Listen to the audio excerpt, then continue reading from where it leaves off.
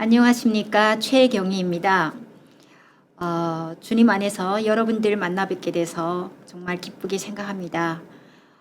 분단된 상황에서 우리의 반쪽인 북한의 사회변동, 이런 변화에 대해서 다뤄보도록 하겠습니다. 주제는 북한 사회변동의 정치 사회적 함의입니다.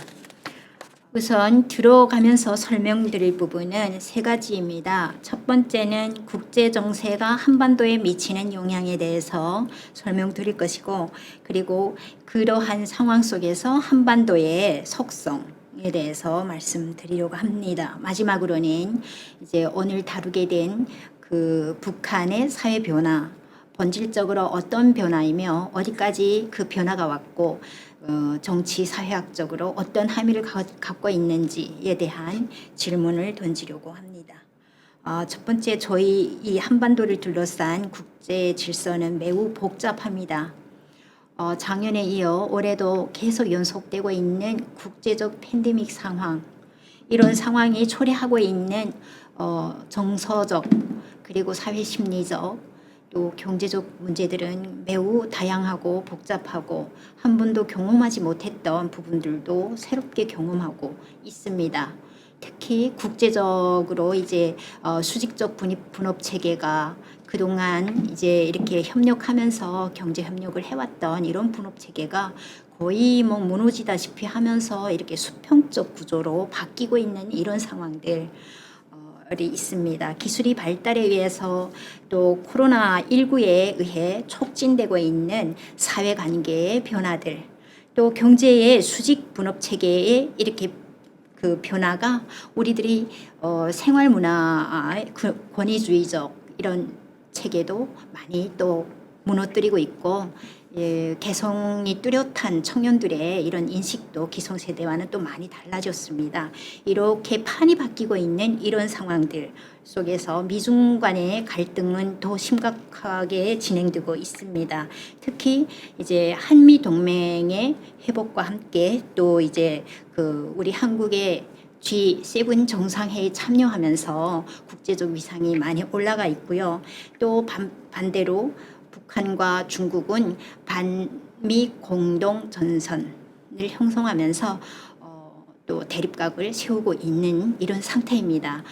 반미 공동 전선이라고 하면은 그 냉전 시기에는 반제 공동 전선을 형성했었는데 그때는 제국주의를 반대한다는 의미에서 그런 구조가 형성이 되었습니다. 지금은 중국 역시 제국화가 돼 있고 그걸 지향해서 팽창주의 정책을 실시하면서 가고 있기 때문에 반제가 아니라 반미, 미국을 반대하는 이런 공동전선이 확립되고 있습니다. 이러한 속에서 이제 한반도를 보게 되면 그림에 나온 것처럼 역시 우리의 하나의 그 땅덩어리였던 이제 한반도는 두 개의 국가로 존재하고 있습니다. 낮에는 한반도라는 하나가 되었지만 밤에는 위성 촬영 사진인데요. 이렇게 보면은 꼭 두 개의 두 개의 공간으로 분리되어 있는 것을 우리는 볼 수가 있습니다. 여기서 특징적인 거는 한국은 이제 분단되어 있는 상황에서 이렇게 전력이 정말 밤에도 대낮같이 환한 이런 전력을 사용하면서 경제력이죠. 이렇지만은 사실상 섬나라가 아닌 섬나라가 되어버렸다는 사실입니다. 그리고 그림에서 명확히 드러나고 있지만 분명히 북쪽은 존재하고 있는 국가는 맞는데 없는 공간과 같이 밤에는 전혀 이렇게 바다처럼 그 육지가 보이지 않는 이런 상태로 촬영이 되어 있습니다. 이것이 바로 한반도의 두 얼굴인 거죠. 그래서 한반도의 두 얼굴은 어떤 부분에서 크게 드러나냐, 어떻게 차이가 있냐 하면은 한반도 남북한은 국가 관계인 동시에 민족의 특수 관계이다. 이렇게 우리는 정의를 하고 있습니다. 70수년간 서로 다른 기억을 확대 재생산해 온 이제 남북관계 기억이 다릅니다. 이로부터 다른 정체성을 지금 현재 갖고 있는 거죠. 그리고 또 정치 체제로서는 서로 역방향 체제로 가고 있다는 사실. 1987년 우리나라에는 뭐가 있었죠? 6.29 직선제, 대통령 직선제 6.29 선언이 있었습니다. 그때부터 완전 민주주의를 지향하면서 지금 여기까지 달려왔는데, 북한은 거의 같은 시기에 발표한 사회정치적 생명체가 있어요. 그 사회정치적 생명체로는 인간의 육체는 부모가 낳았지만 사회정치적 생명은 수령이 낳았다 하고 이제 수령에게 모든 가치의 소유권을 부여합니다. 이렇게 돼서 이제 완전 수령 독재로 전환하는 요런 그 시스템으로 갔는데, 요 시기부터 우리 민주주의, 완전 민주주의로 가는 그 같은 시기에 역방향 체제로 방향을 전환하게 되죠. 그래서 남북 관계는 정치 체제에서도 역방향이다, 이렇게 말씀드릴 수가 있겠습니다. 그리고 또 지경학적 그 의미로서는 굉장히 정체되어 있습니다. 지리적으로 분단되어 있기 때문에 경제적 맥락은 어떻습니까? 이제 저 사진에서 보시다시피 남한은 섬나라와 같은 경제적 맥락을 갖고 있어요. 그래서 우리는 수출을 많이 해야 사는 국가가 되었습니다. 이렇게 되면 한반도 북한을 통과해서 유라시아 대륙이나 그리고 중국이나 또 여러 가지 저희 유럽으로 정말 진출할 수 있는 이런 길이 있음에도 불구하고 지금은 아예 다 막혀져 버려 있는 상황입니다. 이런 것들은 이제 지경학적으로 정체돼 있다, 이렇게 말씀드리겠습니다. 사회문화적으로 정체성, 그리고 이제 체제의 역방향성, 또 지경학적 의미의 정체성, 이런 부분들 모두가 이제 남북 분단으로 인해서 이렇게 고리가 생겼거나 정체됐거나 역방향으로 가고 있는 상황이죠. 네. 그렇지만 이런 상황에서 정말 우리 국가 발전과 또 여러 가지 이제 주변 상황의 안정적인 다스림, 이런 것들을 위해서, 또 이제 우리의 심리적 안정과 또 생명 재산을 지키기 위해서 이제 북한을 어떻게 다룰 것인가 하는 것은 우리들이 가장 중요한 과제라고 볼 수가 있겠습니다. 오늘 이 시간에는 따라서 이제 북한이 얼마만큼 변화되고 지금 현재 북한 국내의 실태가 어떻게 되어 있는지 초점 맞춰서 설명드리도록 하겠습니다. 북한의 경제난, 이렇게 보면은 굉장히 고난도의 경제난을 지금 현재 겪고 있습니다. 오히려 경제가 굉장히 어렵고 또 팬데믹 상황에서 이런 방역 조치들이 제대로 취해지지 않고 통제에 너무 집중하다 보니 위기적 현상이 발생함에도 불구하고 그 위기가 촉발하고 있냐 하는 것들에 대해서 모두가 궁금해하고 계십니다. 네, 이런 부분들이 거듭되면서 반복되는 이런 상황은 결과적으로 사회병동을 촉진하고 있다, 이렇게 저는 오늘 가설을 설정하고 이에 대해서 설명드리겠습니다. 세 가지입니다. 북한의 고난도의 경제난. 첫 번째는 핵 개발로 인해서 경제 제재가 굉장히 가중돼 왔죠. 특히 2016년 핵실험을 2번씩이나 했어요. 그리고 2017년은 본격적으로 이제 그 미사일 개발을 진행하면서 ICBM 대륙간 탄도 미사일이나 또 이제 SLBM 잠수함 발사체 개발이나 이런 부분들에 대해서 굉장히 많이 이렇게 시험하면서 진행해 왔죠. 그리고 2017년 11월 29일 화성 15형 발사를 마감으로 미사일 체계가 완성됐다고 선포를 했습니다. 이런 과정에 경제 제재가 겹겹이 가중되고 있는 이런 상황에서 2018년에 이제 그 물꼬가 트이나 싶더니 결국은 하노이 노딜, 2019년 2월에 하노이 노딜로 이어지면서 경제 제재가 가중되어 있는데 이 문제는 하나도 풀리지 않은 상황이 되었습니다. 그러니 얼마나 경제적으로 어렵겠습니까? 게다가 2020년 1월부터 북한 내부에서도 코로나가 발생해서 굉장히 이제 그 팬데믹, 국제적 팬데믹 상황이 북한에 영향을 많이 미치고 있죠. 북한은 일찍이 국경 폐쇄 조치를 취했고 강력한 이제 방역 비상체제를 선포했습니다. 그래서 이런 상황에서 경제 이동이 있어야 사람이 뭐 인적 이동 그리고 또 이제 경제 교환 뭐 이런 것들이 있어야 되는데 전혀 지금 없는 상태에서 북한이 보유했던 그 에너지를 계속 이제 전환하면서 지금 유지하고 있는 상황인데 굉장히 경제적으로 어렵습니다. 게다가 2020년 9월에는 강력한 태풍이 2번씩이나 일주일 사이에 휩쓸고 지나갔죠. 태풍 마이삭과 또 하이산 제9호 10호가 강력한 이 태풍들이 휩쓸고 지나가고 이제 북한은 정말 중국에서 비료를 받아서 간간히 이제 이렇게 농사를 지었는데 그것마저도 다 갔습니다. 뭐 이렇게 하다 보니까 팬데믹과 또 이제 경제 제재와 또 여러 가지 이제 자연재해 이런 것들이 겹치면서 지금 북한의 경제적 상황은 정말 무질서를 초래할 위기에 놓일 만큼 어렵다고 합니다. 따라서 오늘 설명드릴 부분은 북한 사회에 사회 체계가 있겠죠.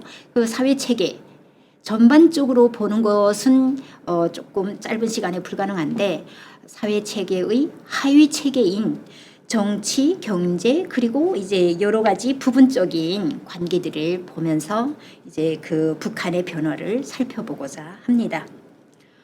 여기서 잠깐 이제 강조하고 넘어갈 부분이 있습니다. 2016년 5월에 북한은 7차 당대회를 개최했습니다. 36년 만에 개최한 당대회는 1980년 6차 당대회에 이어서 정말 김정일 시대에는 한 번도 개최한 적이 없었고 김정은 시대 들어와서 집권 5년 만에 이제 그 7차 당대회를 개최했습니다.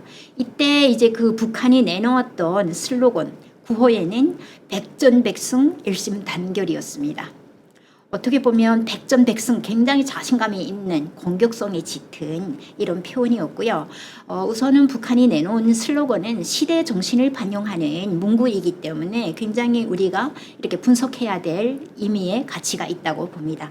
그리고 2021년 어김없이 이제는 5년에 한 번씩 당대회를 개최하기로 설정했기 때문에 올해도 5년 만에 만 5년은 안 되었지만 이제 2021년 1월에 이제 또 개최를 했습니다. 제8차 당대회의죠. 이때 슬로건은 이민위천, 일심단결, 그리고 자력갱생 이렇게 정했습니다. 7차 당대회에서 설명했던 이제 백전백승이 없어지고 이민위천과 이제 자력갱생을 강조했는데요.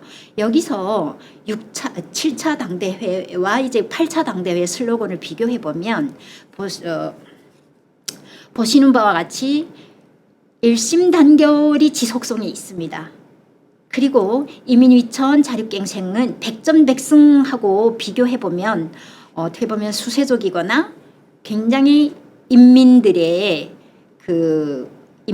의식하는 개념이라고 볼 수 있고 특히 자력갱생은 스스로 앞으로 이제 그 국가가 해줄 수 있는 분배할 수 있는 자원이 없으니 스스로 해결하라 하는 이런 그 함축된 개념이기도 합니다.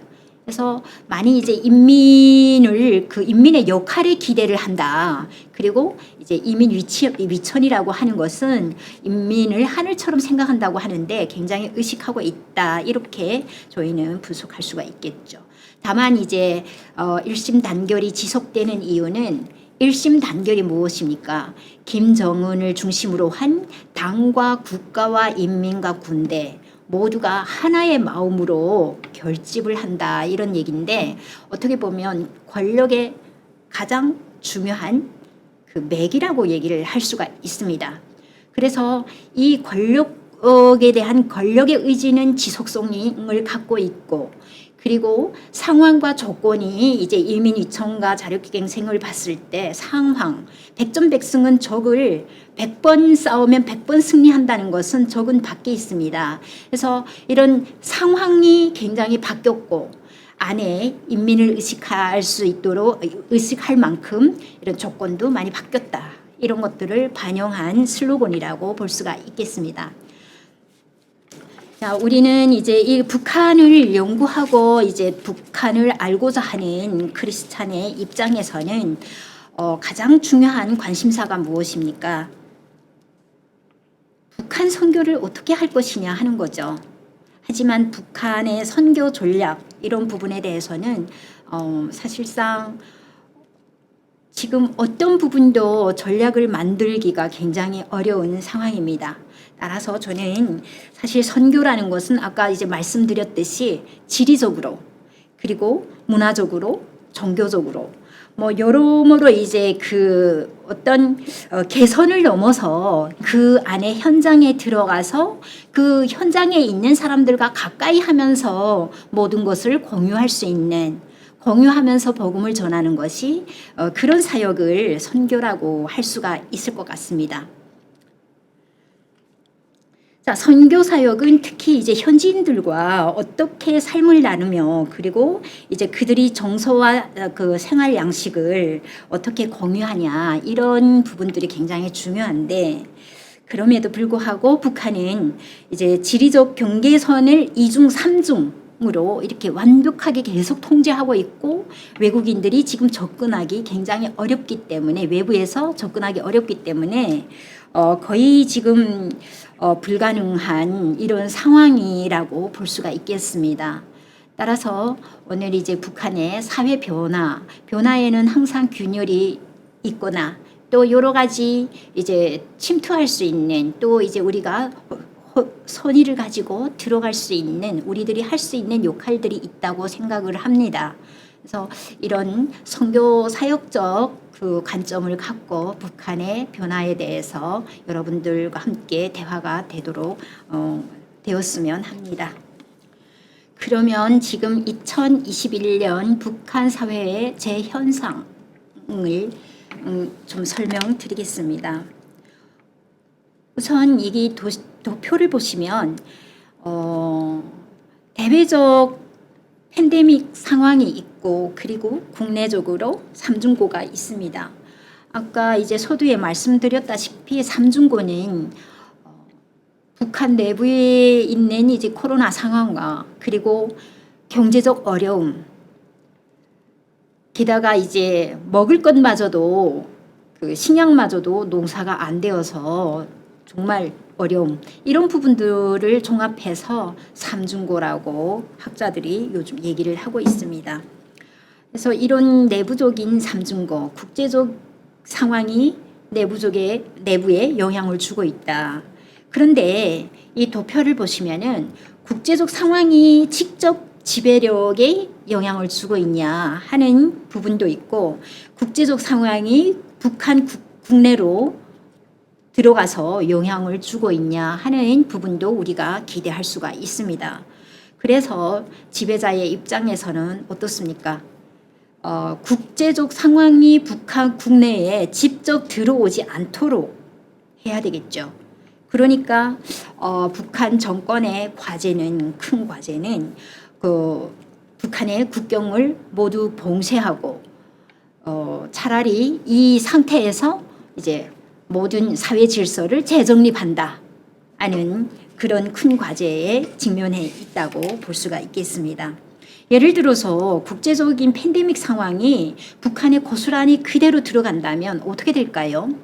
우선은 치료제가 이제 부재하고 있고 치료하기가 어렵고 그리고 백신 예방접종할 수 있는 이런 수단도 굉장히 열악합니다. 이런 상황에서 그러면 국제적 영향력이 팬데믹만 들어오겠습니까? 여러 가지 이제 그 정치적 또 인권 이런 문제들이 들어오게 되면 무질서를 초래할 가능성이 있습니다. 그래서 북한은 이 부분을 초기에 차단했던 거죠. 그래서 이런 상태를 지금 어떻게 우리가 이제 그 좀 감지할 수 있냐면 2019년 12월에 중국발 이제 코로나가 발생을 했죠. 그런데 2020년 1월 바로 이제 북한이 가장 먼저 이제 이렇게 국경을 차단하면서 제일 먼저 차단했던 부분은 이제 평양시 중구역을 차단을 했었고, 그리고 평양시를 이동 제한하면서 차단했습니다. 그러고 나서 나중에 이제 북한 안에 중국과의 국경을 전면 차단을 했는데, 이렇게 우리가 이제 강력 조치를 취하기 훨씬 이전에 초기에 북한이 이런 조치를 취했던 부분은 지금까지의 이제 전염병이 북한에 많이 돌아왔지만 지금까지 조치보다는 좀 다른 양상이 보입니다. 왜냐하면 지금까지는 뭐 파라티푸스라든가 뭐 여러 가지 이제 전염병들이 있었는데 그때마다 이제 평양시만 봉쇄한 것이 아니었습니다. 저변에서 이렇게 일어나는 이런 전염병에 대해서 좀 관리를 하면서 이렇게 지역 간 이동의 통제를 분명히 했던 거죠. 그런데 이번에 코로나 사태는 북한의 중심부를 먼저 차단하고, 그리고 평양시를 차단하고, 또 국경을 아예 전면 봉쇄했다는 점에서 그러니까 김정은 정권이 직접 이 부분을 굉장히 의식하고 있다고 볼 수가 있겠습니다. 어쩌면 지도부에 먼저 발생했을지도 모른다는 추측을 가능하게 합니다. 그런 상황에서 북한이 이런 대응을 보면은 경제적 상황이 매우 어려움에도 불구하고 중국의 국경을 전면 차단했던 이 부분은 굉장히 강력한 조치라고 볼 수가 있습니다. 그리고 비상방역 체계 전이라고 얘기를 해요. 북한에서는. 그러면 하나의 전쟁을 방불케 하는 비상방역 체계 전, 이렇게 얘기를 합니다. 얼마만큼 국내에서는 치열한 이게 통제가 진행되고 있는지를 좀 예측하게 합니다. 다음은 북한의 내부적 실상을 보겠습니다. 여기 사진을 보시면 얼마 전에 짐을 가득 실은 손수레에 짐을 가득 싣고 이제 북한의 라진 선봉을 지나서 러시아로 이렇게 통과한 외교관들 행렬이 있었습니다. 이분들은 러시아 대사관 직원들인데 기차마저도 이제 폐쇄돼서 통과하지 못하니까 지금 본국으로 돌아가는 길 이렇게 손수레를 끌고 평양에서 이제 러시아로 돌아갔습니다. 근데 이들이 경험하면서 나와서 이제 페북이라든가 여러 가지 홈페이지에 올렸던 글들 중에 어쩌면 이제 러시아 평양 주재 러시아 대사 알렉산드로 이렇게 마체고라라는 이분이 얘기를 했어요. 옷을 구하기 힘들어 서로 이제 옷과 신발을 교환해서 사용했고 의약품 구하기는 하늘이 별따기다.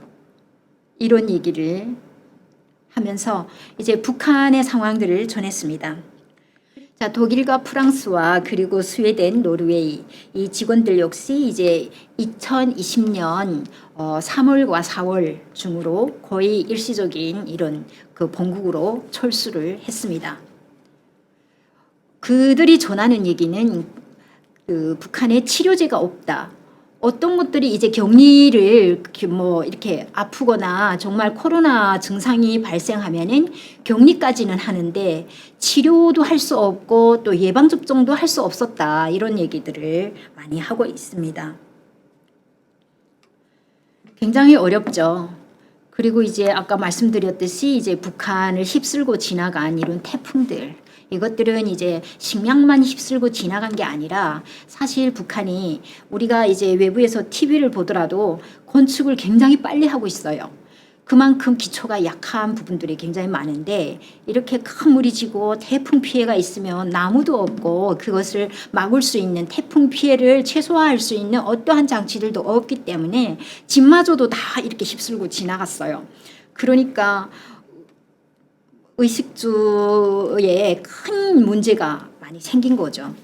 그래서 원래 소비재를 생산할 수 없고 자립자족 하기가 굉장히 어려운, 그리고 경제 생태계가 거의 이제 이렇게 혼란스러운 이런 상황에서 더 어려움을 많이 겪고 있어서 고난의 행군 때와 좀 다른 차원의 어려움을 겪고 있는 거 아닌가, 이런 추측을 해볼 수가 있습니다. 그럼에도 불구하고 북한은 국제적 이렇게 메시지를 보낼 때 우리나라에는 코로나 환자가 한 명도 없다, 0%다, 이렇게 선언을 계속하면서도 사실 올해 5월에 이제 80만 명분의 이런 백신이 들어갔다고 합니다. 그래서 그 코백스가, 우리 국제기구 코백스가 그것을 이제 이렇게 검증하자, 어디에 얼마만큼 이렇게 그 백신 접종을 했는지 확인 좀 해달라 하고 요청을 했는데, 그때부터는 우리는 그 지원을 안 받겠다 하고 이제 아예 딱 거절을 하고 있는 상황입니다. 이러한 2020년 작년부터 이런 상황들이 계속 지속되면서 벌써 1년 6개월을 넘겼습니다. 이런 가운데 북한의 이제 그 주민들은 굉장히 무질서 상태로 이제 막 혼란스럽고 굉장히 혼란스럽고 사회가 많이 어려워지다 보니까 이제 이 부분을 김정은의 입장에서는 어떻게 인민들을 장악하면서 통제할 것인지 하는 것이 가장 큰 과제라고 인식하는 것 같습니다. 그 표현은 2021년 들어서 당과 국가의 이벤트들이 굉장히 많이 반복 개최되는데요. 특히 1월 5일부터 1월 12일 사이에는 노동당 8차 당대회가 개최됐습니다. 원래 예정대로 한다면 5년에 한 번이기 때문에 5월달, 올해 5월이나 이제 5월 지나서 개최될 예정이었는데 굉장히 조급히 진행한 것이죠. 그리고 7월 현재에는 노동당 전원회를, 현재까지 노동당 전원회를 3차례나 진행을 했고, 그리고 가장 여기서 중요한 게임을 진행했던 것은 인사 문제였습니다. 요즘도 여러분 그 뉴스를 보고 계시죠? 얼마 전에 조선노동당 그리고 이제 군 최고 원수였던 리병철과 또 이제 박정천이 이제 자천됐다, 이런 뉴스들이 나왔습니다. 그게 확인이 다 되었던, 지금 확인이 되었는데요. 중요한 것은 이렇게 6개월에 한 번씩 거의 특징적으로 6개월 단위로 이제 전원회를 진행하면서 굉장히 빠른 속도로 이렇게 사람을 승진시켰다가 또 갑자기 이제 강등시키는 이런 부분들이 있습니다.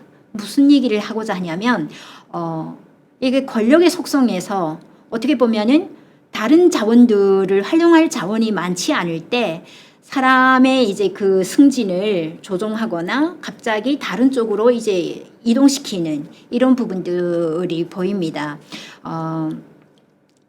문제는 그 자천이 됐지 이 사람들이 숙청이 안 되었다는 점에서 개인들이 큰 벌이나 죄나 이렇게 잘못이 있었다고 보기는 어렵고, 다만 이제 이것을 좌우지하는 김정은의 절대적인 힘을 보여주기 위한 또 하나의 방법이 아닌가, 이런 생각을 해볼 수가 있습니다. 그만큼 그것을 계속 보여주고자 하는 것을 보면 북한 내부에 김정은의 권위가 분명히 실추되고 있다는 것을 인지하는 것 같습니다.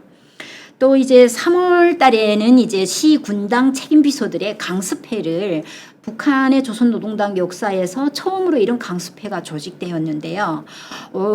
며칠 동안 이 시 군당 책임 비서들이 이렇게 여러 가지 나중에 설명드리겠습니다만은 개방은 없지만 개혁적 지금 여러 가지 시스템 개혁을 하고 있는데, 이 부분에 대한 학습을 하고 또 자신들의 그 현장으로 돌아갔습니다.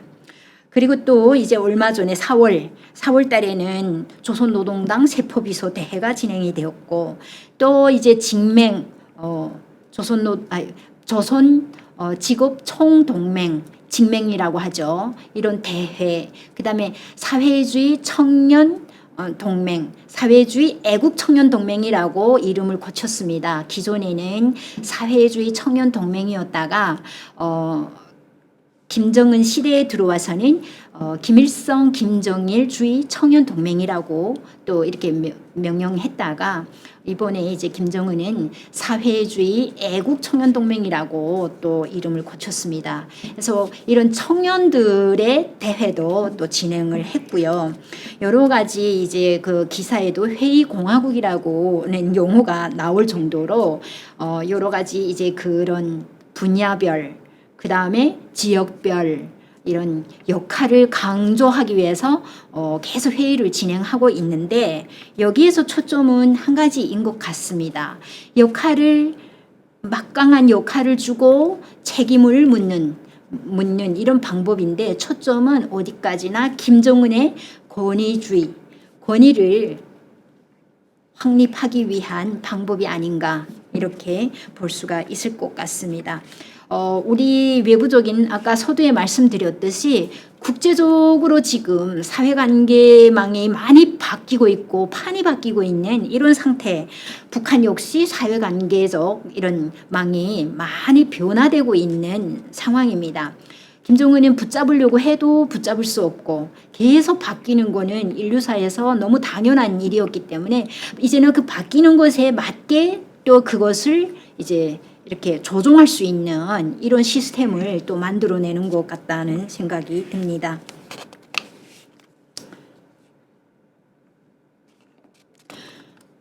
그렇다면 본격적으로 북한의 변화를 말씀드리기 전에 김정은 정권 들어 지금 10년 경험을 우리는 해왔습니다. 김정은 역시 정치 일선에서 북한의 모든 것을 이렇게 조절할 수 있는 조절자적 위치에서 정치 10년을 경험을 했죠. 그래서 이 10년을 한번 우리는 이제 좀 들여다볼 필요가 있지 않을까 싶습니다. 저는 이제 이 김정은의 10년 한마디로 얘기하라고 하면 김정은이 의식하면서 끌고 가고 싶었던 브랜드는 혈통국가를 공식화하는 데 중점을 두었다. 이렇게 말씀드리고 싶습니다. 우선 이제 김정은이 새로운 20대 젊은 지도자가 등장해서 모든 부분을 다 발전시킬 수 없음을 너무나도 잘 알고 있었죠. 그래서 이제 고령의 간부들을 계속 숙청하면서 지금은 굉장히 이제 젊은 층으로 많이 이렇게 바꾸었습니다. 그런데 이런 상황에서 선택과 집중 전략을 실시해 왔습니다. 그러면 그 안에서 어떤 것들이 허와 실의 실의 결과로 나타났는지 보겠습니다. 김정일이 사망한 2011년 12월 이후에 등장을 합니다. 그리고 자신의 그 정치를 선포한 것은 2012년 4월이었습니다. 그때부터 이제 그 1년 동안은 여러 가지 국정을 파악하면서 정점에서 여러 가지 학습을 해왔던 것으로 보여지고 그리고 같은 해 이제 처음으로 부인 리설주를 이렇게 그 소개하면서 함께 이제는 나도 경험 있는 이제 성인이라는 것을 보여줬던 거죠. 사실상 그 전에는 정말 애숭이라는 말도 하고 여러 가지 이제 외부적으로 특히 미국의 이제 그 힐러리 국무장관이 체코에 갔을 때 그 김정은은 정말 어린애다 이런 얘기를 했다고 북한이 너무나도 노발대발하면서 이렇게 막 전통문을 보내고 막 했었거든요. 그래서 그런 걸 보면 나이가 어리다는 것을 콤플렉스로 간주하고 있구나 하는 걸 우리는 알 수가 있었는데요. 아무튼 이렇게 부부가 동반하면서 정치 그 현장을 많이 휩쓸었습니다. 그러면서 딱 1년 만에 2013년 3월에 이제 항구적인 병진 노선, 자신이 앞으로 갖고 갈 항구적인 병진 노선을 선언합니다. 경제 건설과 핵무력 건설의 병진 노선을 선포한 거죠. 그리고 이 핵무력 건설을 우선시하면서 2016년 앞서 말씀드렸듯이 7차 당대회에서는 국가 경제발전 5개년 전략을 선포합니다. 그런데 우리는 이제 자본주의 사회에서 살면서 모든 걸 이제 물질적인 관점에서 이렇게 파악하고자 하는 이런 좀 성격을 갖고 있기 때문에 경제 발전이라고 굉장히 방점을 많이 찍어왔습니다. 하지만 북한이 아주 중요시했던 것은 국가 전략적 지위를 높이는 것을 5년 안에 실현하겠다는 목적이었습니다. 국가 경제 발전 5개년 전략, 국가 전략이 들어간 거죠. 경제만 방점을 찍었던 것 절대 아니라는 말씀 좀 드리겠습니다. 그리고 이제 또 배경으로 보면은 2009년에 북한이 건국되면서부터 그동안 수십 년간 국가 목표로 지향해왔던 공산주의를 2009년 헌법 개정하면서 삭제합니다. 그거는 김정일 시대죠, 벌써. 물론 2009년에 김정은도 이제 등장을 했지만요. 그런데 그렇다면 그 헌법에서 삭제했으면 벌써 이전부터 공산주의에 대한 믿음은 벌써 사라져 왔다. 이렇게 볼 수가 있겠습니다. 그리고 이제 지금 우리 그 전에 국제적으로 보면 트럼프 정부는 이념보다 그리고 동맹보다 국가 우선주의를 선호했습니다. 김정은 정권 역시 2017년 화성 15형 핵무기 최고 경량화 소형화된 이 굉장히 발달된 이 무기를 발사하고 나서 바로 다음 날에 우리 국가 제일주의를 선포했습니다. 무슨 얘기냐면 북한이 말하는 우리 국가 제일주의는 국가주의, 국가 이기주의로 가겠다 이런 얘기입니다. 물론 이제 우리는 의미를 부여할 수도 있고 안 할 수도 있지만 중요한 것은 김일성 시대는 당을 통해서 그 국제 대외 정책 및 국내 정치까지 당을 통해서 이제 모든 정치를 해왔습니다. 그런데 김정일 시대에는 대외 정책도 또 이제 여러 가지 이제 국내 특히 질서를 선군 정치라는 명목하에 군대로서 이제 군대를 우선시하면서 국내 정치를 이렇게 통치를 해왔죠. 그래서 김정은의 입장에서는 국가를 브랜드로 국가를 갖다가 이제 통치 행위를 하겠다. 국가판으로 가겠다. 이런 의미라고 볼 수가 있겠습니다. 이렇게 보면 여기서 우리가 조금 염두에 두어야 될 부분은 통치자의 입장에서는 견제 기구가 없는 사회에서 그 통치자의 입장에서는 당과 국가와 군대 모두가 수단이죠. 어떤 기구가 절대적이다.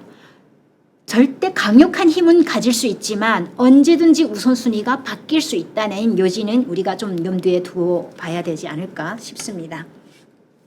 아무튼 이런 부분들을 진행해 오면서 서두에 말씀드린 이제 북한은 혈통 국가를 강조해 왔습니다. 특히 김정은이 그걸 내세울 수 있는 20대에 등장한 시간과 업적이 전무한 상태에서 가장 김정은이 내세울 수 있는 것은 김일성과 김정일이 혈통이라는 것이었어요. 그래서 김정은 시대 들어와서 백두 혈통이라는 개념이 등장을 했고 그것을 이제 우리 남한에서도 심심찮게 얘기를 하고 있습니다.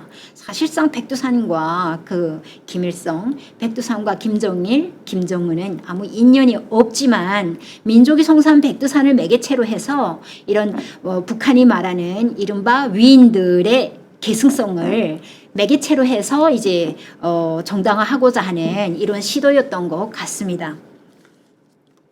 결과적으로 그러면 10년 된 지금 어떻게 돼 있냐 하면은 핵무력 체계는 완성되었을지 모르겠습니다. 하지만 많이 개발이 된 거는 사실인 것 같습니다. 그 수단이 갖는 핵무기, 이 수단이 갖는 김정은의 전제적 의미는 굉장히 큽니다. ICBM과 또 SLBM 같은 이런 부분들 개발할 수 있는 정말 천재적인 능력이 있는 지도자라는 이런 존재감이 있고요. 그리고 첨단 기술, 또 지도력, 판단력, 결단력 이런 것들을 어필할 수 있는 또 하나의 수단이 되었고 그리고 특히 핵무기 체계로서 2018년에는 이렇게 국제적으로 국제 무대에 등장을 했습니다. 그리고 이제 또 이렇게 그동안 전통적, 합법적 이런 것들을 통해서 또 카리스마적인 이런 지배력도 강화하고 있는 중입니다. 이렇게 보면은 핵무기 개발에 있어서는 어느 정도의 큰 성과가 있었다고 볼 수가 있겠죠.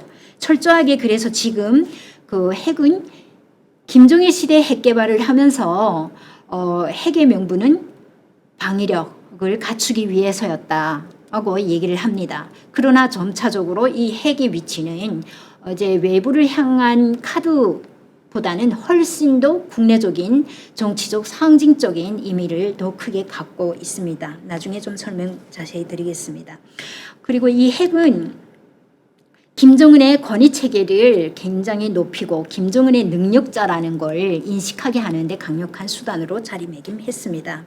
핵 개발의 성과에 비해 그 반면에 이런 경제와 외교는 그 철저히 희생되었다고 말할 수가 있을 것 같습니다.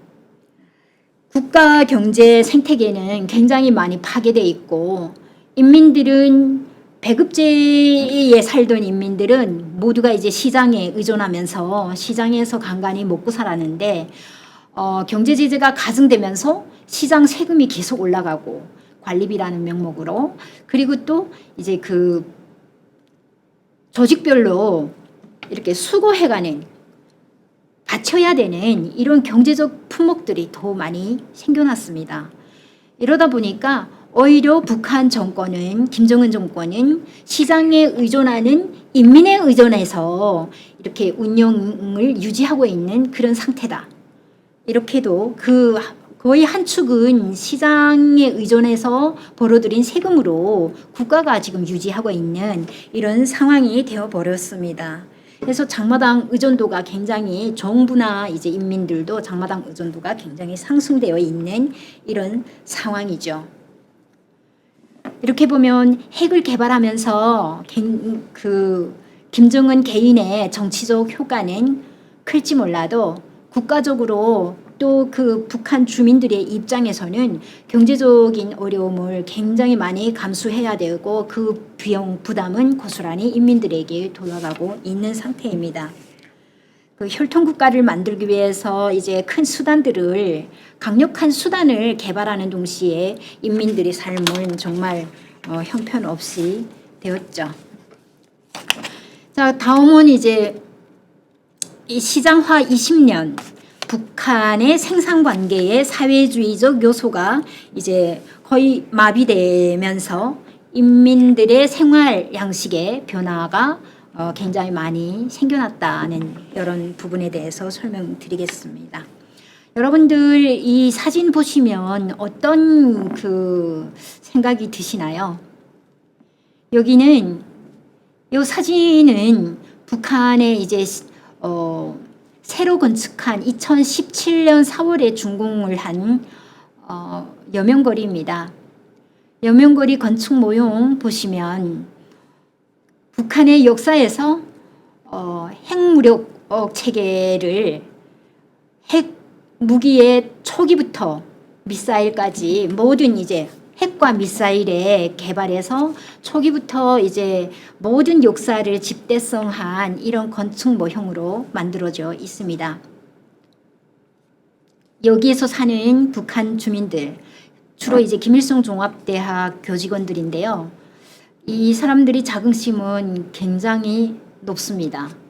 세계가 가장 두려워하는 무기 그리고 정말 그 무서워서 국제 이제 담판에 끌려 나왔던 이런 핵무기 이런 모형 안에서 내가 산다 이런 자부심은 사실상 이것이 사회적으로 전환되면서 사회 문화적 정서로 환원되고 이것은 곧 김정일의 권위 체계로 다시 이제 이동하는 그러니까 이제 문화적으로도 이게 핵의 역할은 이제는 굉장히 자리를 효과가 있는 것으로 파악되고 있습니다. 그리고 또 이제 뭐 예를 들어서 한경도 길주군에서 핵실험을 계속했는데 북한 주민들 중에 대부분 시장에서 이렇게 장사를 하다가 핵실험을 했다, 우리 지역에서 핵실험했다 하면은 정말 의심하는 사람은 극소수 몇 명밖에 없었어요. 저희가 인터뷰를 해보면 그 핵실험을 했다면 막 박수 치면서 덩실덩실 춤을 추면서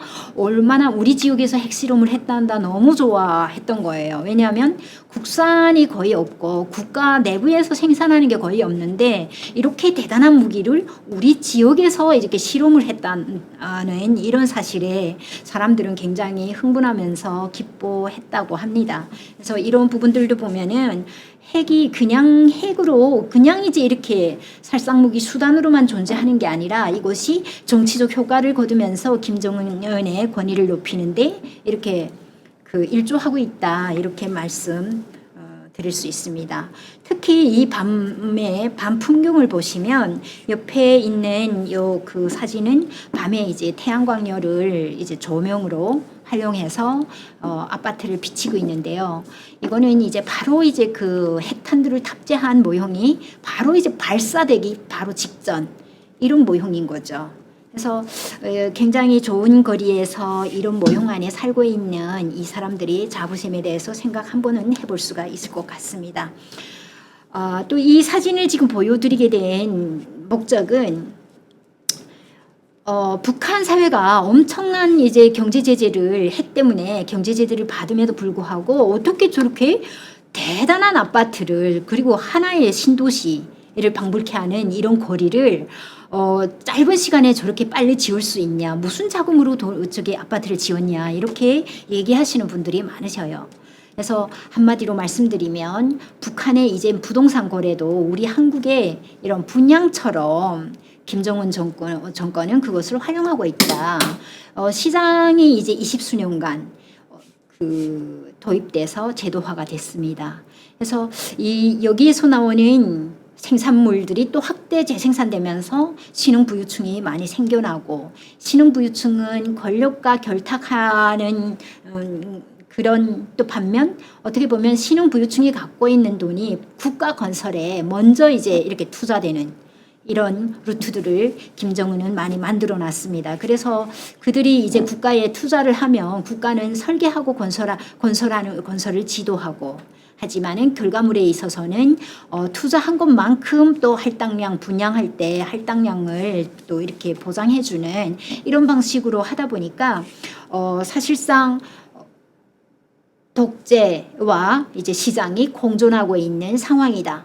이렇게 볼 수가 있겠습니다. 근데 이런 과정에 물질 관계가 변화되죠. 원래는 국가가 배급해줘야 되는 사회주의 생산 관계인데 오히려 국가가 이제 부유층 돈주들에 의존해서 국가 건설을 하고 또 그만큼 이렇게 분양을 할당한다는 것은 물질을 할당해 준다는 것은 시장에 판매해도 된다는 얘기지 않습니까?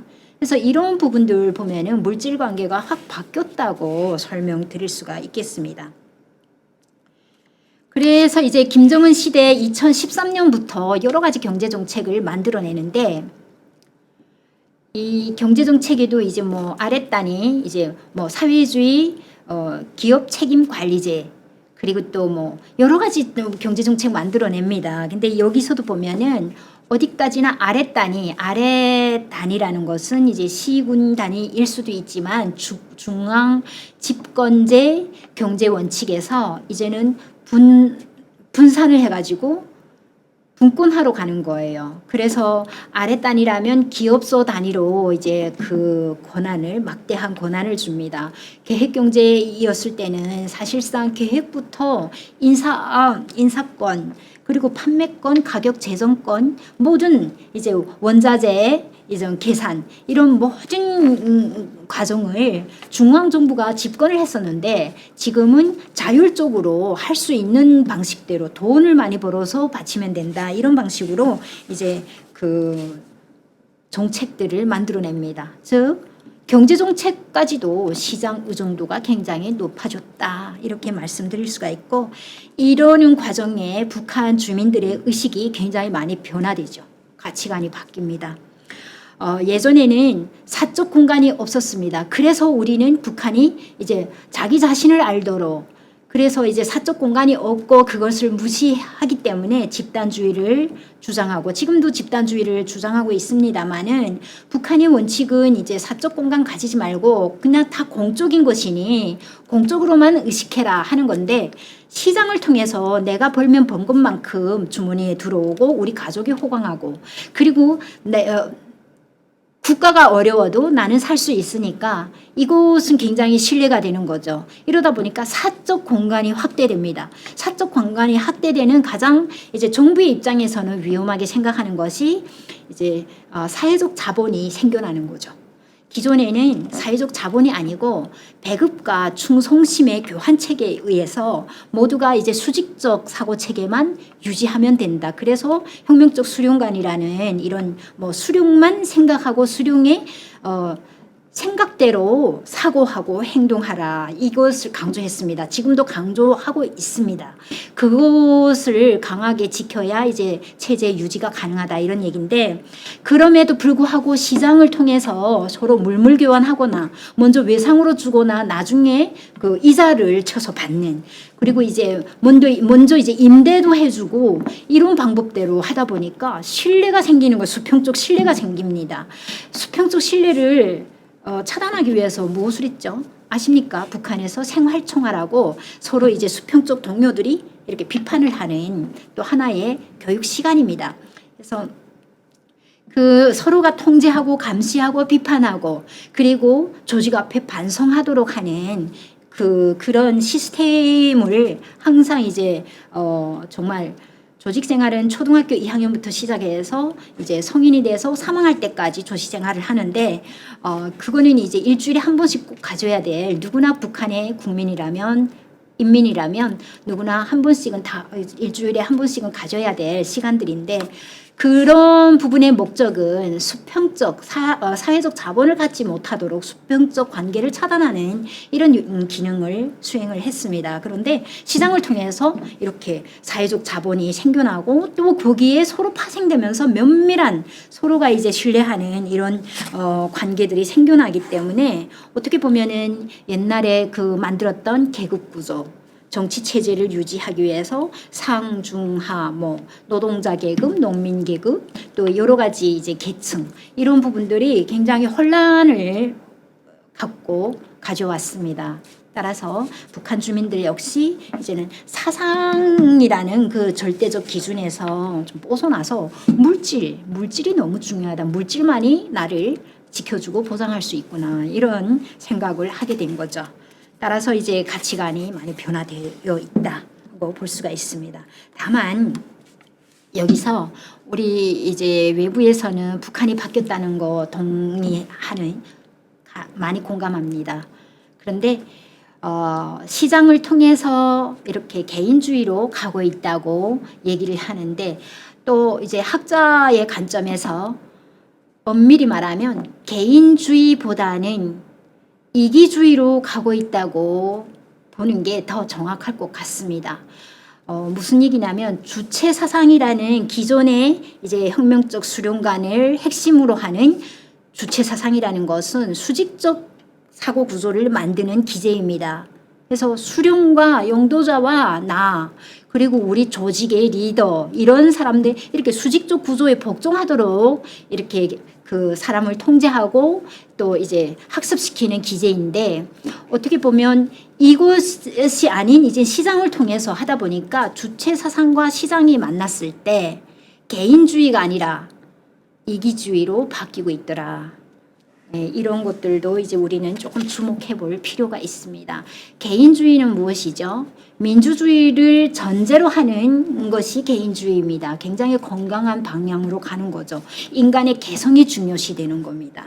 그런데 이기주의는 무엇입니까? 민주주의가 아니에요. 이기주의는 철저한 봉건사회에 또 이렇게 저발전된 이제 발전도상, 발전도상보다는 좀 더 후진국에서 나오는 자기 이해관계, 자기 자신만 밖에 생각 안 하는. 근데 이기주의는 사회적 공감대가 잘 형성이 안 됩니다. 그래서 김정은 정권은 이 부분에 대해서 굉장히 걱정을 많이 하는 것 같습니다. 특히 1990년대생들 그리고 1980년대생들도 마찬가지인데 10대를 고난의 행군 시기에 보냈거나 또 그 고난의 행군 시기에 이렇게 태어난 이런 세대는 지금 북한의 거의 군 병력을 차지하고 있고 김정은과 앞으로 종신 권력을 지탱하면서 함께 가야 될 세대들입니다. 그런데 이 세대들의 특징이 개인주의보다는 이기주의적 성향을 크게 갖고 있다는 점은 우리가 간과해서는 안 될 것 같습니다. 특히 우리의 통일이 상대이면서 또 파트너이면서 동반자라고 생각할 때 더 이제 어떤 공감 부분을 끌어내기 위해서는 이들이 성향이 어느 방향으로 향하고 있는지를 잘 파악해야 될 것 같습니다.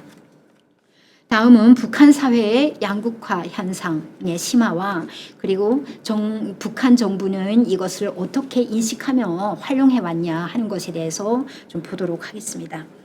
딱 두 가지로 특징 지을 수 있는데 2012년부터 2017년까지 심각한 양극화를 암묵적으로 허용하거나 활용해왔다. 이렇게 말씀드릴 수가 있겠습니다. 그것이 일단은 양극화 현상을 가장 많이 반영했던 것은 의식주 문제에서 먹는 문제였는데요. 제가 서울대 통일평화연구원에서 해마다 조사하고 있는 북한 주민 의식조사에 참석해서 이걸 연구를 진행했습니다.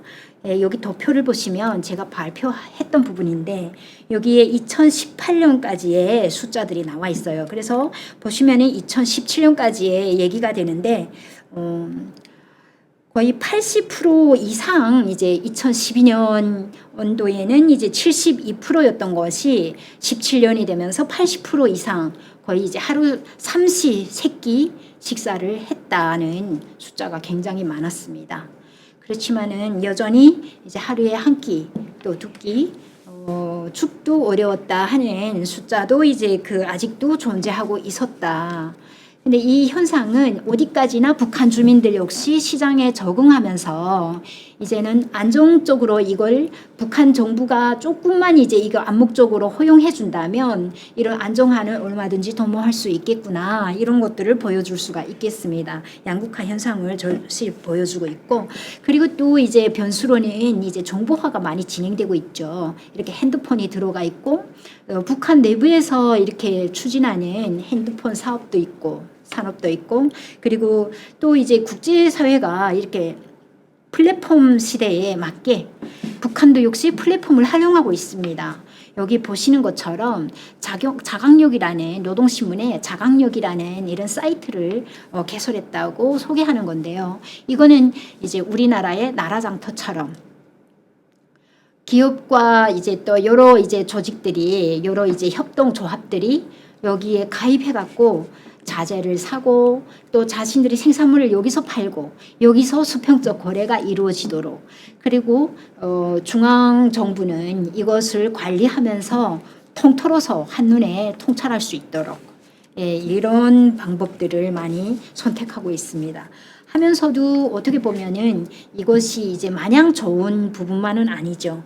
이렇게 정보화 시대이다 보니까 서로 수평적으로 예를 들어서 평양에서 나오는 달러 가치가 오늘 새벽에 몇 %다 하면은 바로 전화로 이제 짝짝 이렇게 청진이나 함흥이나 또 이제 지역까지 깊은 이제 리 단위까지 이제 오늘 달러가 얼마이니까 빨리 사서 이제 또 이렇게 환전하자 이런 통화도 가능하고 굉장히 정보화가 유입되면서 이렇게 북한 역시 시간적으로 빠른 이런 이동을 가능하게 했습니다.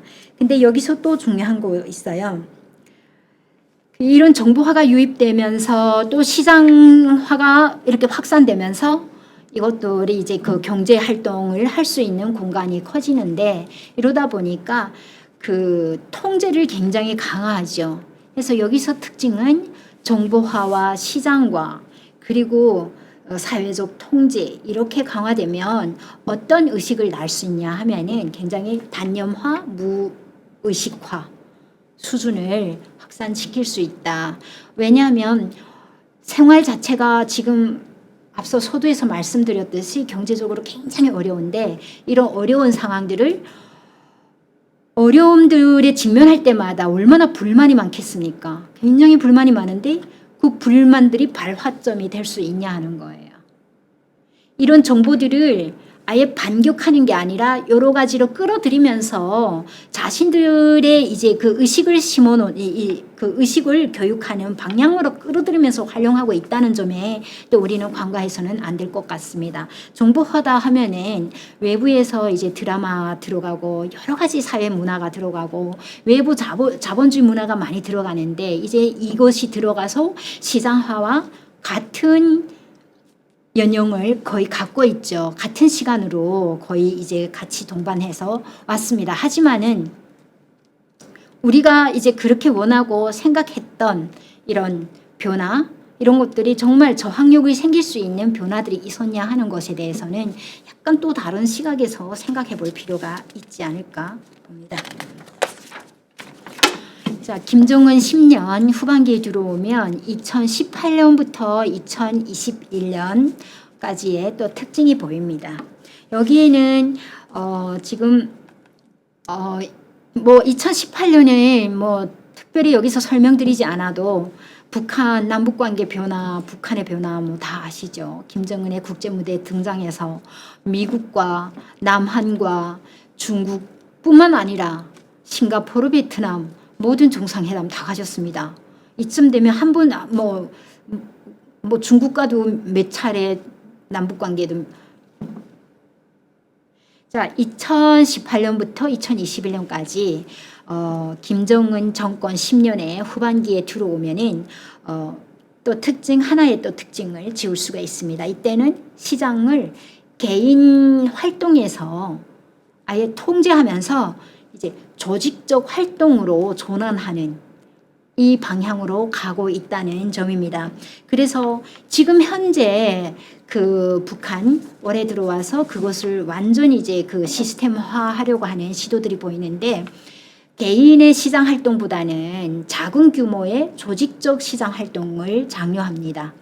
예, 이런 면에서 좀 특색 있는 또 하나의 특징을 갖고 있고 그리고 이제 2018년에 그 김정은이 국제무대에 등장했던 점은 다 이제 알고 계시죠.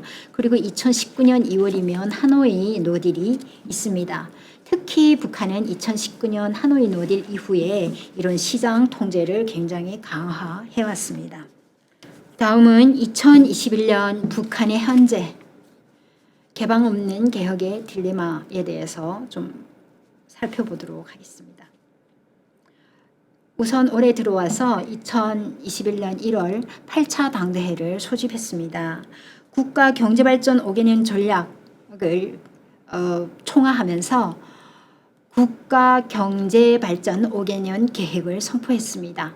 사실 국가 계획경제 시스템에서 국가 계획을 선포한 것은 냉전이 종결되던 1987년에서 1993년 사이에 3차 7개년 계획을 선포한 이래에 정말 처음 있는 일입니다. 여기서 김정은은 이제 올해 8차 당대회 연설에서 그 국가 경제발전 5개년 전략 수행 기간이 지난해에 끝났지만 사실상 내세웠던 목표는 거의 달성하지 못했다. 엄청 미달되었다. 이렇게 고백을 했어요. 그러면서 이렇게 미달되었기 때문에 이제부터는 혁신을 하겠다. 이렇게 칼자루를 빼들었는데 북한은 최근 올해 들어서 특별히 혁신이라는 말을 너무 많이 씁니다. 혁신이라고 할 때 그것은 낡은 것을 뜯어 고쳐 완전히 새롭게 하거나 종래의 것과 크게 달라지게 한다는 뜻으로서 새 것의 탄생을 의미한다. 이렇게 정의를 하고 있습니다. 혁신은 전진의 원동력이다. 앞으로 전진하려면 혁신을 해야 된다는 얘기인데 굉장히 가감하게 지금 하고 있다고 볼 수가 있겠죠. 그리고 옆에 보시는 기사를 좀 보시면은 가격도 이제는 예전 가격에서 벗어나서 이제는 노동신문이 가격도 제정을 잘 해야 된다. 그러니까 옛날의 가치와 지금의 가치가 차이가 있으니 이제는 가격 제정을 올바로 하라. 그러니까 이제는 물질, 돈 이런 부분에서 현실에 맞게 이제 재정리를 하라는 얘기가 되겠습니다. 그리고 이제 최근에는 시군당 강습회 뭐 이런 것들을 강화하면서 기본적으로 시군 부분적인 지역 책임자들의 역할을 굉장히 중요시하면서 이제 새로운 전진을 가져오게 될 전환의 계기를 만들었다 하고 이제 8차 대회를 칭송하고 있는데요. 이런 부분들을 보게 되면 정말 아랫단이 시장에서 활동하는 개인적 차원은 이제 거의 근절하고 조직별로 시장 활동을 하도록, 그러니까 모든 구성원들을 조직에 구속되도록 통제하겠다. 이렇게 설명하고 있습니다. 말하자면 사실상 사회주의를 주장하고 있지만 엄밀히 말하면 사회주의가 아닌 자본주의적 관점인데, 이 자본주의적 관점도 개인의 주머니를 채우는 게 아니고 조직적인 경제 활동을 해서 그 부분을 당을 통해서 이제 수거해가는 이런 시스템으로 가동하겠다는 얘기가 된 것 같습니다. 그리고 이제 지금 팬데믹 상황을 뭐 지금 계속 강조해도 틀림이 없습니다. 그런데 북한은 정말 팬데믹 코로나 환자들이 정말 한 명도 나오지 않았다고 얘기를 하고 있는데, 가장 중요하게는 일단 치료제를 어떤 거 쓰는지를 확인할 수가 없습니다. 그러니 북한 내부에 이제 얘기를 조금 들어보면 코로나 진단이 나온 사람은 한 명도 없는 건 사실이다. 그러나 폐렴인지 감기인지 또 다른 어떠한 병인지를 알 수 없는 채로 의사들이 바로바로 진단 내리는 게 아니고 잠정적 보류를 해뒀다가 나중에 진단 내리는 이런 방식으로 약간의 또 차이를 보이고 있습니다. 왜냐하면 그 증상을 이제 증상이 있는 사람을 격리시키고 위에 보고하고 이게 맞냐 아니냐, 정말 코로나냐 이걸 확인하고 나서 이렇게 돌려보내거나 더 이제 강력한 조치를 취하는, 이런 치료보다는 이렇게 격리하는 방법의 이런 업으로 이제 예방하고 있는 것 같습니다. 그러니 이제 예방 접종 같은 경우는 북한이 자기들이 이제 개발하는 예방 백신을 사용하겠다 얘기를 하는데, 얼마만큼 이것이 더 이제 진전이 될지 아직은 잘 모르겠습니다. 그래서 요즘 북한에서 이제 중요시하고 있는 이런 또 하나의 시스템 참고서가 나왔습니다. 가족계획 참고서라고 하는데 북한이 이걸 굉장히 많이 선전하고 있죠. 근데 내용으로 보면은 평양 산원이 이렇게 전면 표지에 나와 있고, 그리고 평양 산원에서 신생아가 태어나면 의사들이 그 아이의 이제 모든 신체적 조건과 이런 것들을 관찰하면서 성장 기록을 하면서 이렇게 태어나서 요람에서부터 이렇게 관리를 한다 얘기를 합니다. 근데 철저하게 여기서 굉장히 중요한 거는 이제 코로나 전국이기 때문에 이것을 명분으로 5호 담당제가 이제 부활을 했다는 것이에요. 왜냐하면 원래 이제 북한에 5호 담당제라고 있었어요. 그런데 5호 담당제는 5개의 세대를 한 지역의 간호사들이 배정이 됩니다. 그래서 집 방문하면서 이제 가족 구성원들한테 이제 예방 접종을 하는데, 그때마다 없는 사람, 집에 있지 아니한 사람, 그리고 또 몇 번 이렇게 방문을 했는데 몇 차례 볼 수가 없다 하면은 이것을 이제 법기관에 통보합니다. 신고합니다. 그래서 이제 가족 깊이 들어가서 확인할 수 있는 인간의 생명을 관리할 뿐만 아니라 이들이 생활 방식과 또 이제 여러 가지 경제적 능력까지도 확인할 수 있어요.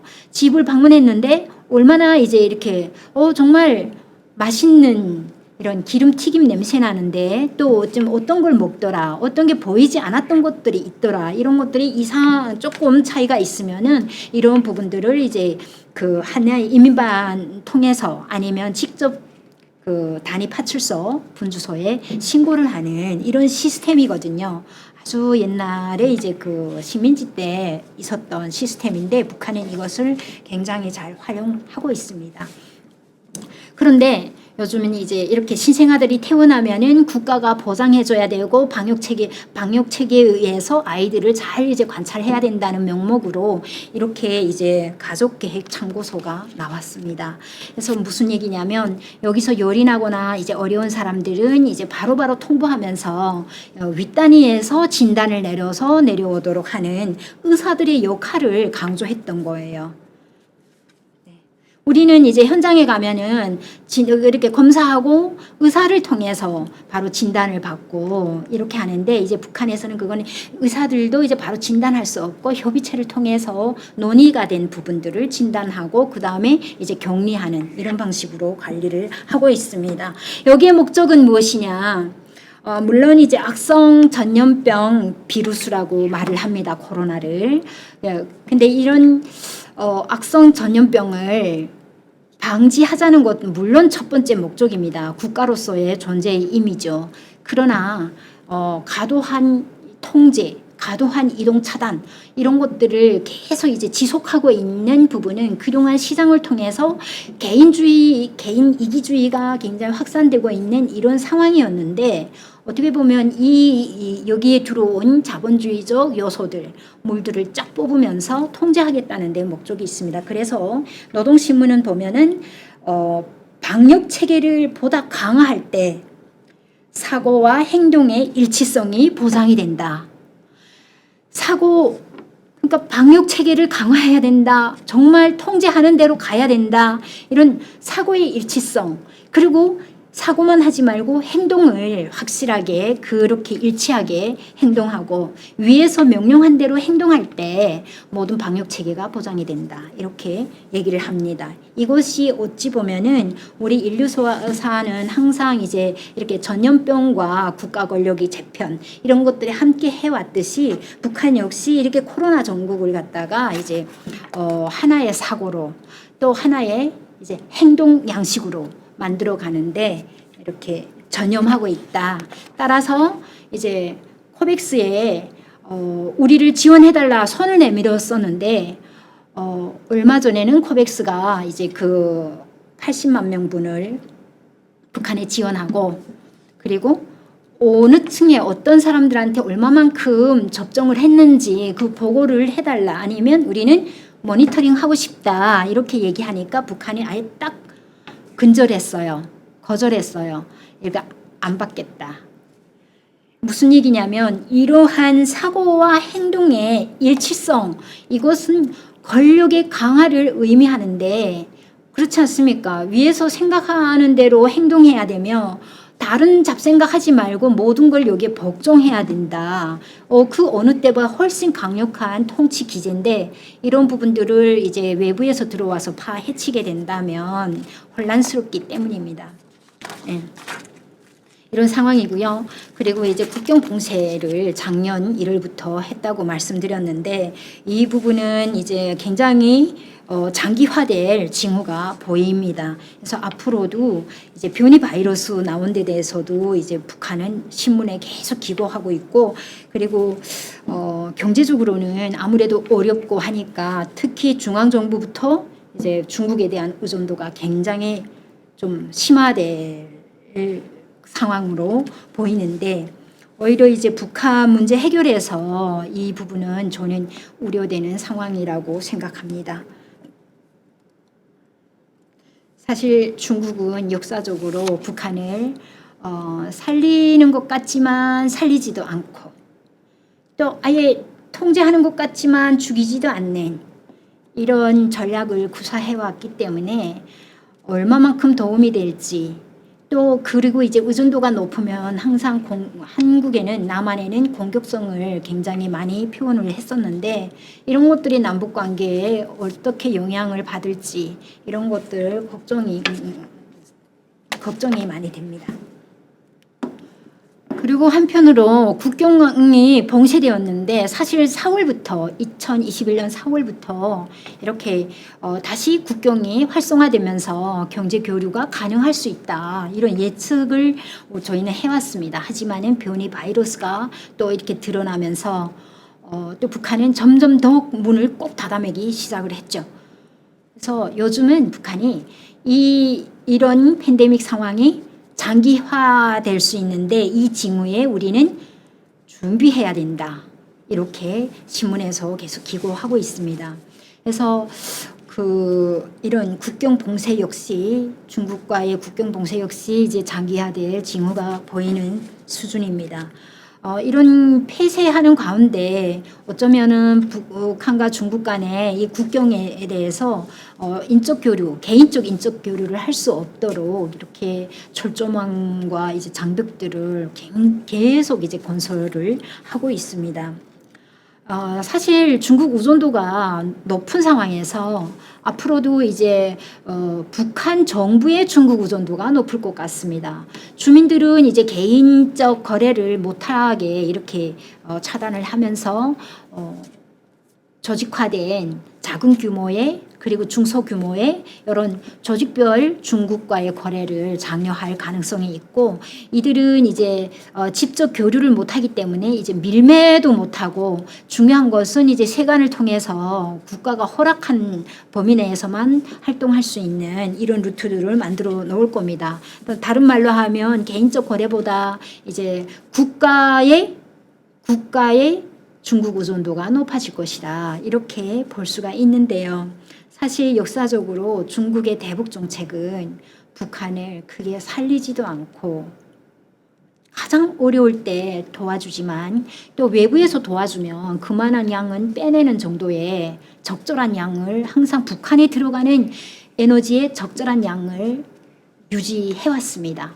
따라서 이렇게 어려울 때는 약간 살리는 것 같지만 살짝 갈증을 이렇게 죽여주는 정도의 그 정도로 살리고 그 다음에 아주 이제 죽이지도 않습니다. 살리지도 않고 죽이지도 않는 이런 방향의 전략을 구사하기 때문에 적절한 거리를 두고 계속 조종하고 있다는 점. 그리고 또 두 번째는 항상 중국 의존도가 높을 때는 남한에 대해서 굉장히 공격성이 짙었다. 이런 점들을 우리가 좀 염두에 둬야 되지 않을까 생각합니다. 김정은 집권 10년을 돌아보면은 어쩌면은 6개월마다 이제 그 인사 조정을 단행을 했던 것 같습니다. 오히려 이제 5년 전반기 5년보다는 후반기 5년에 인사 조정이 점점 더 많았던 걸로 보여지고요. 그리고 김정은 스스로의 직책 변경은 핵 개발의 그 발전, 핵의 소형화, 경량화, 그리고 이제 강력함 이런 것과 함께 상승해왔다고 볼 수가 있겠습니다.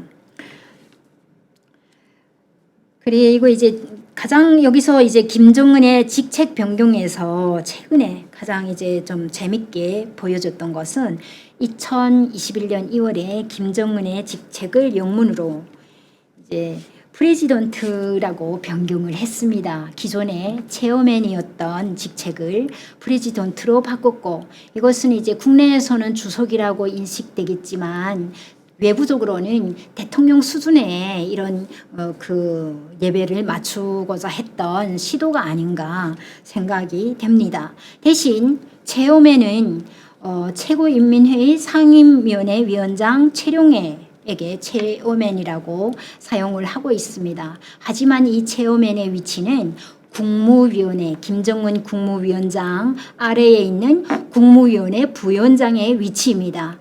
즉 어디까지나 최고인민회의가 국무위원회 아래에 존재하게 되었다는 점이죠. 중요한 것은 우리의 의회로 말하는 국회의 기능을 굉장히 무시한 이런 구조가 되겠습니다. 또 하나의 표현은 2019년 김정은은 정권 2기에 선거가 있었습니다.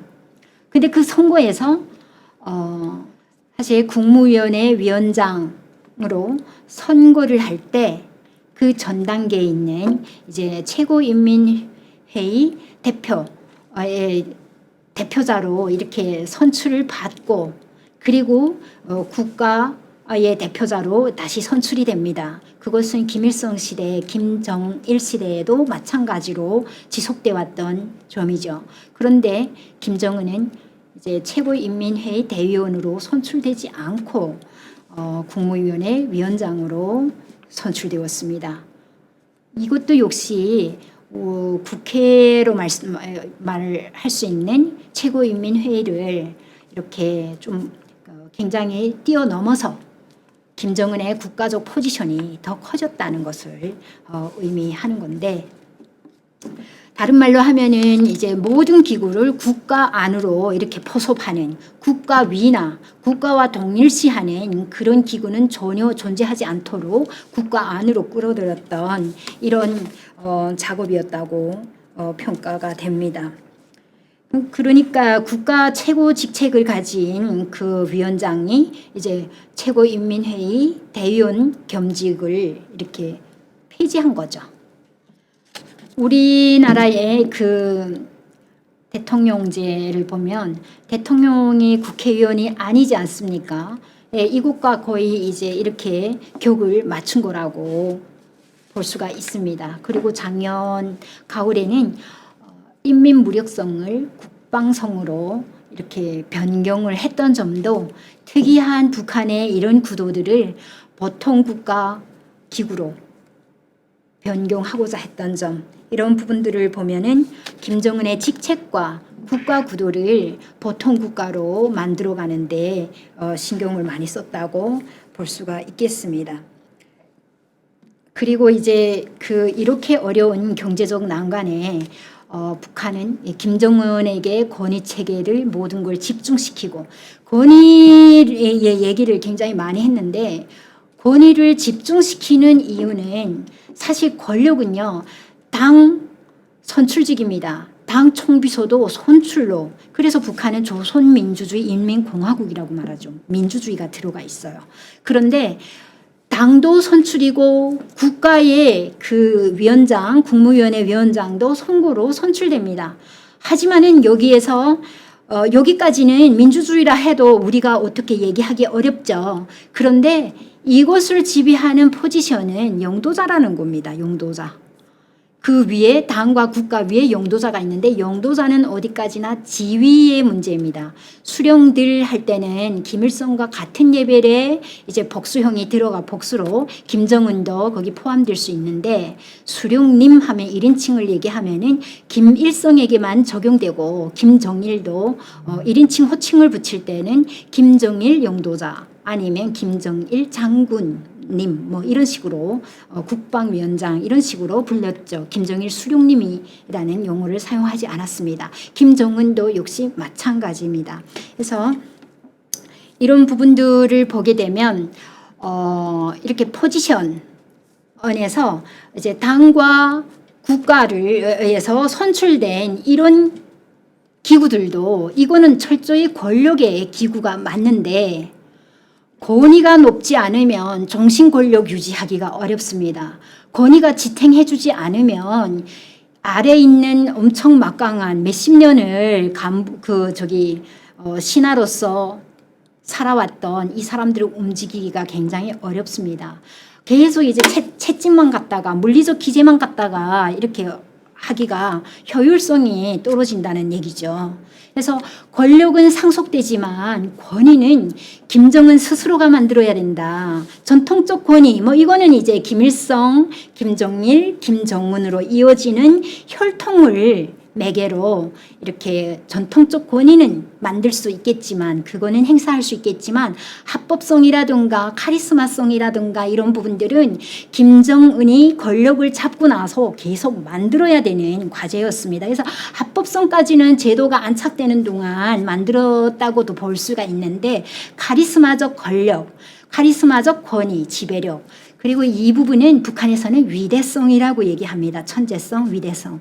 근데 이 부분이 이렇게 권위가 높아지거나 계속 확대 재생산, 신화를 만들어서 없는 있었던 사실들을 크게 하거나 또 사실은 그런 스토리를 만들어서 감동을 주거나 이런 일이 거의 없으면은 어려운 시대에 권력만 가지고 시스템 유지하기 어렵기 때문입니다. 그래서 이제 북한의 봉건 사회로 갈수록 또 저개발 사회로 갈수록 그리고 인간의 개성이 인정되지 않거나 굉장히 그것을 무시하는 사회일수록 이제 권위, 이런 권위가 굉장히 중요시된다. 북한의 권력 체계는 권위에 중점을 두고 있다. 이렇게 말씀드리기 때문에 아까 처음부터 이제 권위에 대한 얘기를 많이 했던 것 같습니다.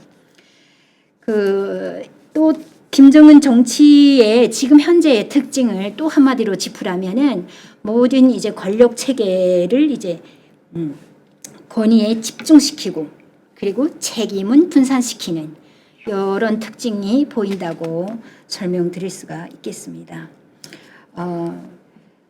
예를 들면 이제 8차 당대회 전후로 이제 조용원이 굉장히 넘버 2로 등장했습니다. 일관성 있게 제가 말씀드렸던 부분은 개방이 없는 개혁을 단행하고 있다는 점 말씀드렸는데 이 엄청난 개혁을 담당한 것이 조용원이라고 볼 수가 있겠죠. 왜냐하면 당 통제 기구로서의 칼자루를 그에게 넘겨준 겁니다. 그러면서 동시에 조선노동당 제1비서 포지션을 또 만들었습니다. 당 규약에서. 하지만 거기는 아직 누구든지 임명되지는 않았습니다. 그래서 사실 최근에도 전화도 오고 여러 가지 이제 분석에 관한 그런 보고서도 제출을 했는데 그런데 여기에서 이제 조선노동당 김정은은 총비서가 됐고 조용원은 조직비서가 됐고 그다음에 제1비서의 포지션을 만들어 놓고 여기가 지금 공석으로 있는 이유는 무엇이냐 하는 것이 가장 궁금한 면이라고 합니다.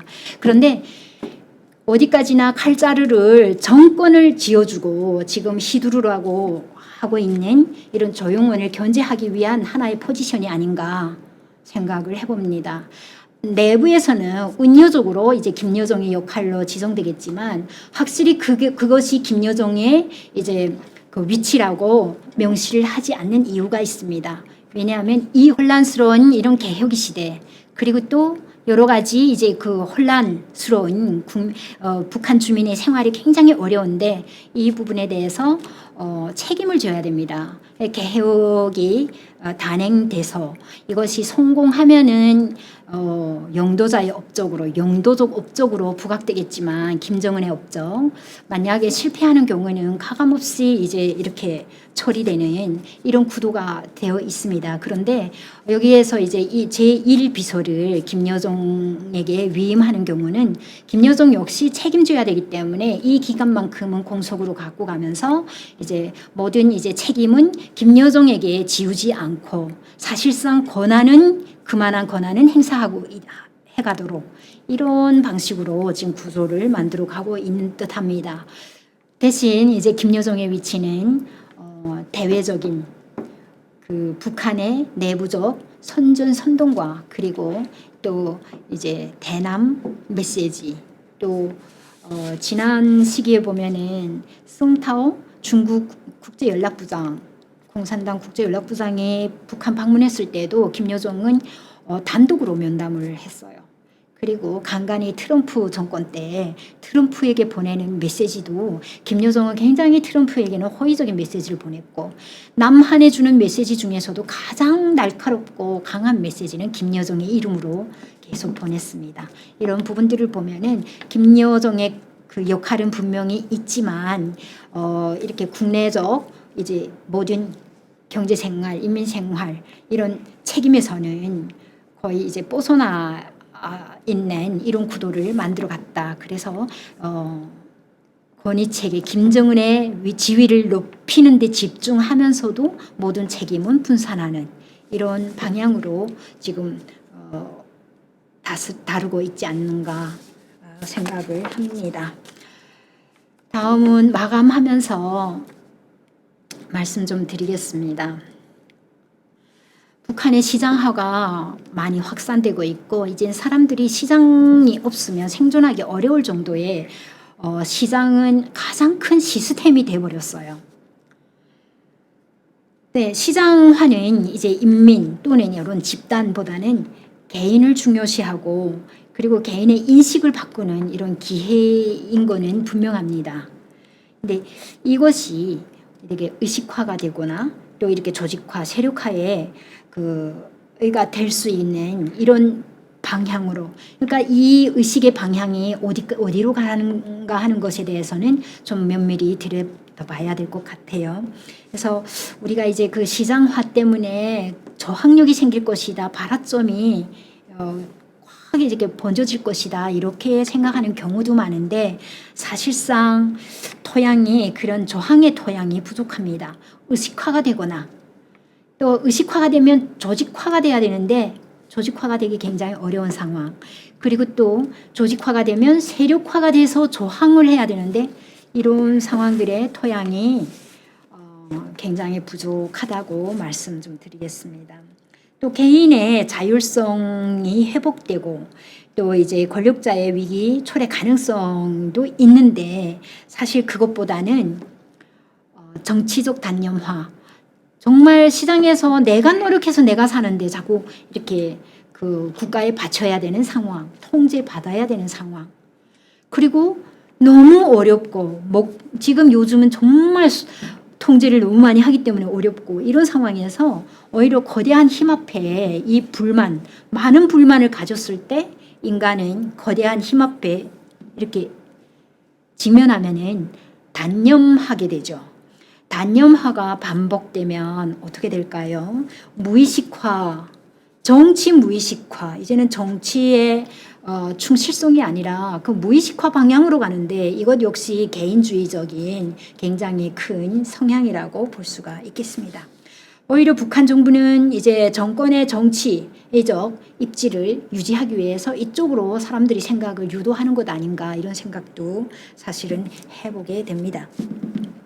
자, 북한 사회 변동에 대한 정치 사회적 함의로 보게 되면 중간에 말씀드렸는데 주체 사상과 시장, 장마당, 시장이 만나서 개인주의가 아닌 이기주의적 태도를 형성하고 있는 것, 이것은 굉장히 중요한 포인트라고 볼 수가 있고요. 북한 사회주의 계급구조와 수직적 사회주의 계급 신분제 계급구조와 시장 그리고 권력 이런 것들이 결탁되면 사회의 양극화를 낳고 이를 통치하는 통치 행위로 활용하는 점, 이런 부분들도 이제 분석이 되었습니다. 다만 이제 외생 변수에 의해서 흔들릴 가능성 이런 부분들도 사실 배제하기 어렵습니다. 하지만 이제 어떤 부분들에서 이제 우리가 주의해봐야 되냐면 인권과 경제 그리고 전염병 확산, 자연재해, 정보력, 그다음에 이제 종교, 군사력 이런 부분들이 외부에서부터 이렇게 흔드는 이런 요소들도 될 수 있는데 제가 이제 이 부분에 대한 강조는 수년간 해왔습니다. 그런데 최근에는 전염병 확산이 북한에 만연해 있고 그리고 자연재해가 이거는 방치할 수가 없고 북한이 힘으로는 정말 이걸 방어할 수가 없습니다. 근데 이런 부분들에는 거의 자연적 부분들에는 북한이 어떻게 할 수가 없는 상황이죠. 앞으로 이제 이보다 좀 더 이제 강력한 이런 자연 환경이 조성된다면 얼마만큼 북한은 정말 이제 더 얼마만큼 허리띠를 졸라맬까. 근데 그런 부분들은 이제 우리 남한에 얼마 또 영향을 줄 수 있을까 이런 부분들에 대해서 굉장히 관심을 가져야 될 것 같습니다. 마지막으로 사진 장면이 조금 작은 사진이 있는데 이 사진은요 문재인 대통령께서 2018년 9월에 북한을 방문했을 때 백두산에 등정하기 위해서 삼지연 공항에 도착했어요. 김정은과 함께. 근데 삼지연군 주민들이 나와서 열렬하게 환영을 했는데 여기 지방의 주민들은 평양시 이제 환호 군중하고는 좀 다른 게 사실은 이런 데 훈련이 되지 않았습니다. 근데 이번에 이런 기회에 이벤트로 이제 많이 훈련을 한 것 같은데 그래도 세련되지는 못했어요. 그런데 이분들이 시선이 원래 수령론, 북한의 주체사상 핵심인 수령론에 의하면 모든 사고, 모든 시야가 수령에게 가 있어야 되는, 수령의 대리인인 영도자에게 갔어야 되는데 김정은은 옆에서 걸다가 대통령께서 이제 북한 주민들과 한 사람 한 사람 스킨십 하면서 악수하는 과정에 다 박수치고 막 환호하니까 김정은은 어떻게 했으면 좋을지 몰라서 손을 올렸다 내렸다 어떻게 할 바를 모르는 거예요. 그래서 앞서서 조금 가다가 다시 돌아서서 대통령께 손을 툭툭 치면서 가시죠 이렇게 안내도 했어요. 다른 말로 하면은 그렇게 북한에서는 가치화하고 그렇게 이제 정말 신적 존재인 이런 김정은이 옆에 있음에도 불구하고 남한의 대통령이 오니까 거기에 사람들이 확 쏠려버린 거예요. 마지막으로 제가 느꼈던 점은 주인이 바뀌어도 되겠구나 하는 기대감이었습니다. 감사합니다.